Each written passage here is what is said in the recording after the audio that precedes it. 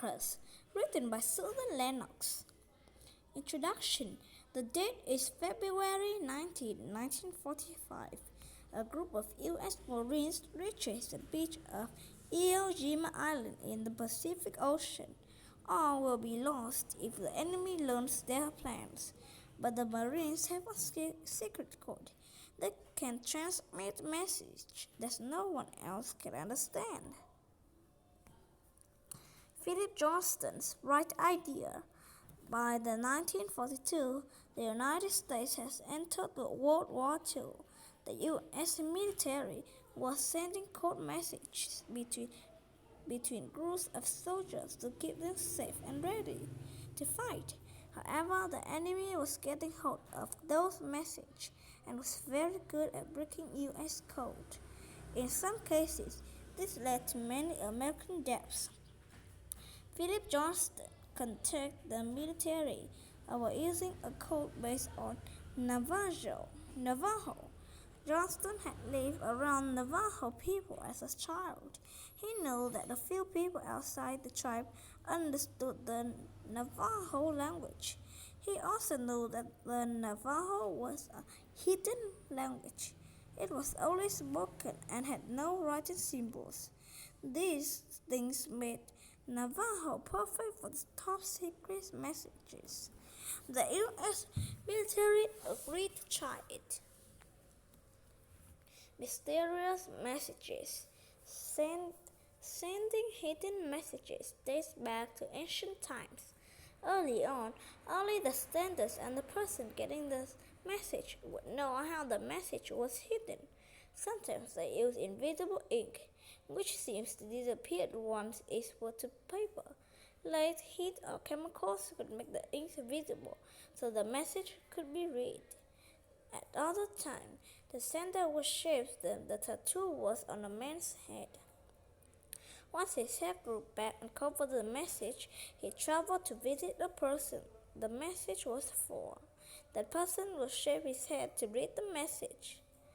With the most modern coding systems, the message itself is not hidden, but is also meaningless. Even if the message falls into enemy hands, the reader must know the code in order to understand it. At the start of the World War II, the American military changed codes all the time. Wait. Yet over and over, the efforts failed.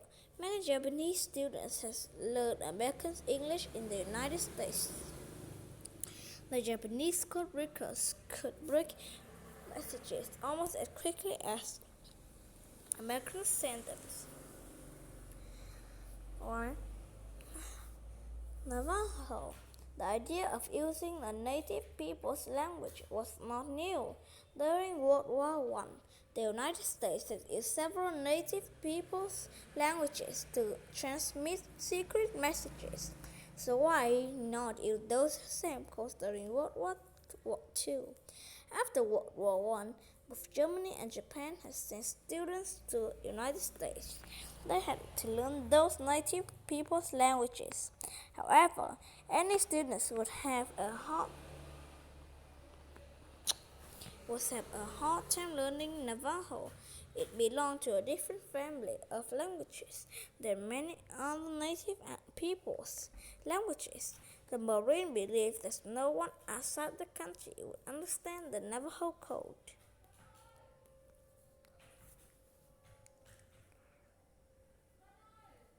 Communicating in code.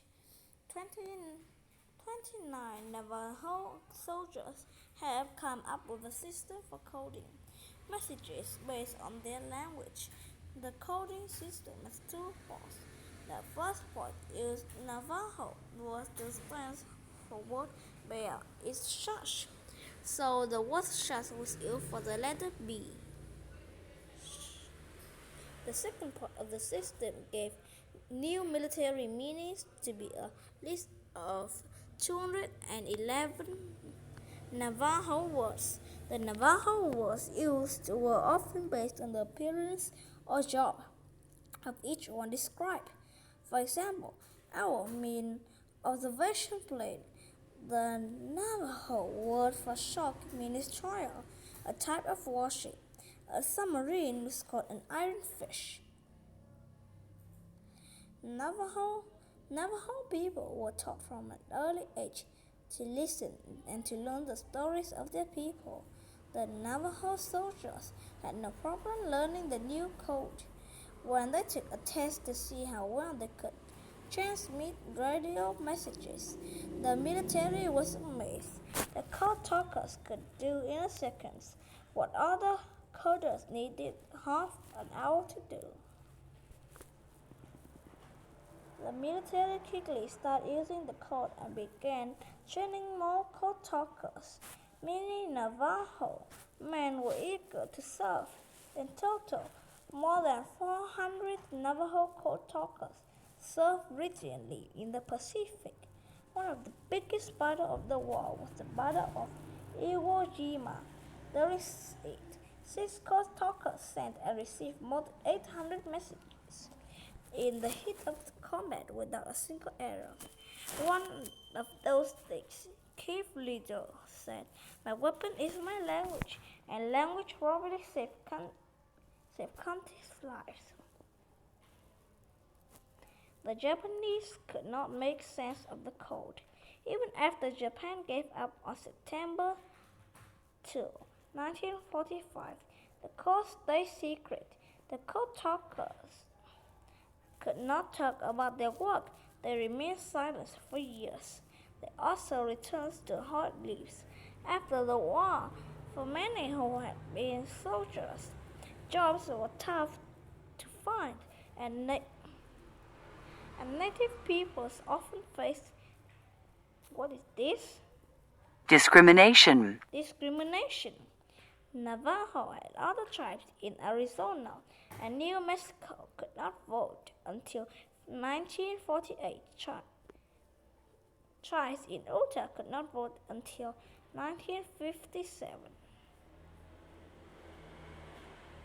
Finally, in the 1968, silence around the Code Talker program ended.